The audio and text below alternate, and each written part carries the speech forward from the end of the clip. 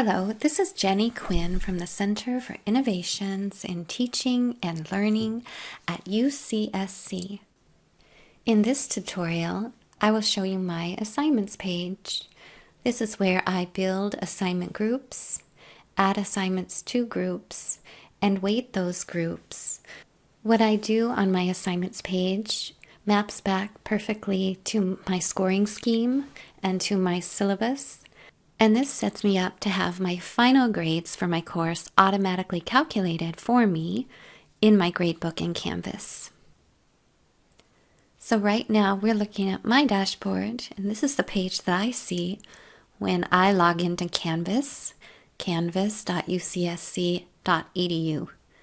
This is my very first page on Canvas, my dashboard, where I have a card for each of my courses. We're going to look today in at my Assessment for Learning course.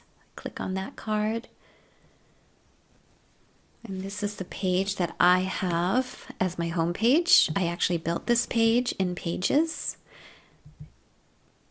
If we go into Pages and view all pages, you'll see I've built a few pages, and I've designated this as my front page here by clicking on these three dots. But today we're really interested in assignments, so I'm going to click on my assignments link here. It takes me to my assignments page. And you'll see that in my page for assignments, I have a homework group. These are all my homeworks for the quarter. A lecture assessments group. I have a group work group, a Zoom meetings group, discussions. And within each of these groups, each row represents an assignment. So I've got a lot going on in this course. How did I build a group? I clicked on Add Group. So let's add another group to my course. We're going to call it Readings. Readings are missing. And readings are going to be 10% of the final grade of this course. Click Save. And I've created a new group. New groups always reside at the very end of the list. I don't want it at the end of the list. I'm going to click on these dots here and literally kind of drag and wiggle it up to the top. I'm going to actually put it as the very most prominent thing on this page, readings. So now I've created a readings group. It's currently empty. I'm going to add an assignment to my readings group. I'm going to click on plus and name it. I think I'll call it my first reading. My first reading is actually going to be due on the 17th. Click on the 17th, and I'm going to give it a reasonable time.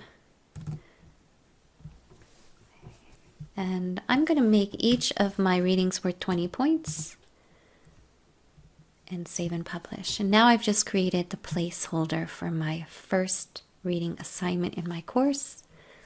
And when I assign a reading in my course, I have my students read the article, but I also ask that they submit a 1 to 2 paragraph summary of either the main theme of the article or key points that they took away from the article. Let's go into the first reading assignment by clicking on First. And originally we'll see there is no content yet in this assignment, so we'll click on Edit. And this opens the Rich Content Editor, that important box that we can populate with whatever information we need to give our students. I might begin by explaining my expectations.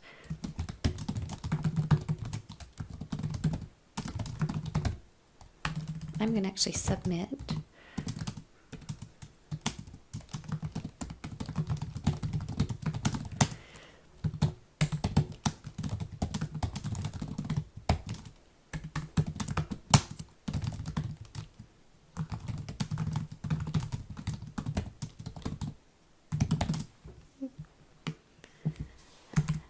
Now, because I have already loaded all of my articles, all the readings that I want my students to do for this course into my files folder, I can then go to the right of my screen here, click on Files, and I can find the article that I want them to read. It's been loaded, it's right here.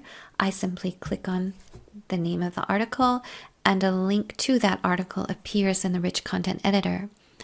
Now, some instructors would be very happy to have just the link to the article. I actually like for my readings and articles to open in line in the rich content editor or the assignment box for students.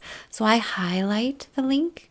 I go up here and I find this chain link symbol, and I click on this box here, auto open the inline preview for this link, and then I update.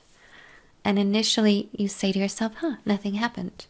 And you really won't see anything happen until you scroll to the bottom and save. And I'm going to go ahead and do that so that you can see how that looks. So now, because I highlighted the link and clicked on that box, the article itself opens in the assignment box. And that's how I would like it to appear to students. So let's go back in and choose some of the important assignment details. We already assigned it 20 points. It's in my readings group. If I click on the drop down here, I can see the names of all of the groups I've created, and it is in the right group. If it wasn't in the right group, I could make the change here. I'm going to display the grade as points, 0 to 20. However, I have these other choices.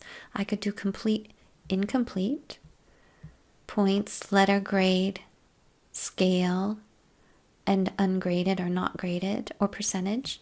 I'm going to go ahead and leave it as points. If I was not counting this assignment toward the final grade, I would click and check this box. The submission type is the very important box in this case, and particularly for remote teaching. Currently there is no submission, but that's not what I want. I want my students to upload their 1 to 2 paragraph summary in Canvas. So I'm going to click on the drop down and choose online.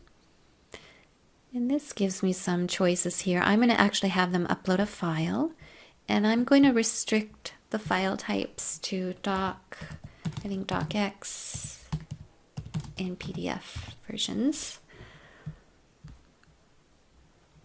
It is this submission type box that's so crucial. Without having a submission type and choosing online submissions, students will not have a mechanism for uploading their 1 to 2 paragraph summary in Canvas.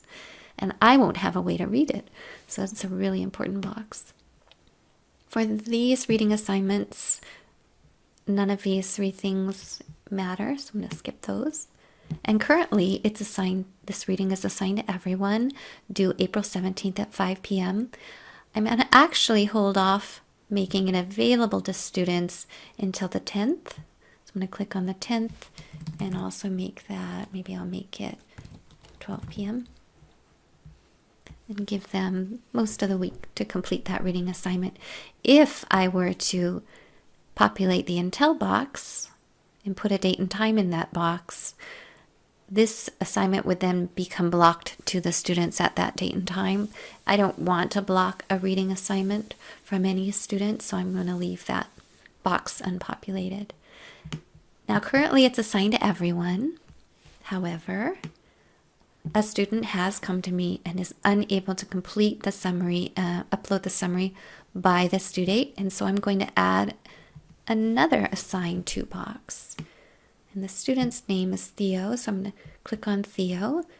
However, if you have a very large class, hundreds of students, you can also populate this box or find your student by typing the name, start typing the name into the box, and then choosing student. Instead of being due on the 17th, I'm giving Theo an extra week. So be due on the 24th at 5. Okay. Available at the same time as the other students, just do a week later.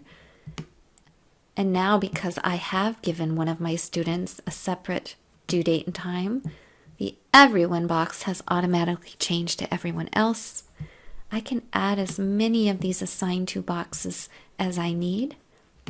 So you can continue to make different due dates for different students. It's a good way to accommodate the needs of your students. I'm very happy with all of these detailed selections. For my first reading, I click Save. And we can see the first reading assignment is here with 20 points, submitted by a file upload, file type, and the different assignments. Now if we go back to our assignments page, so we're back on the assignments page, we see our groups and the different assignments that we've populated within the groups. On the far right of this page, there are 3 little dots. If you click on those dots, you have the option of assigning group weights.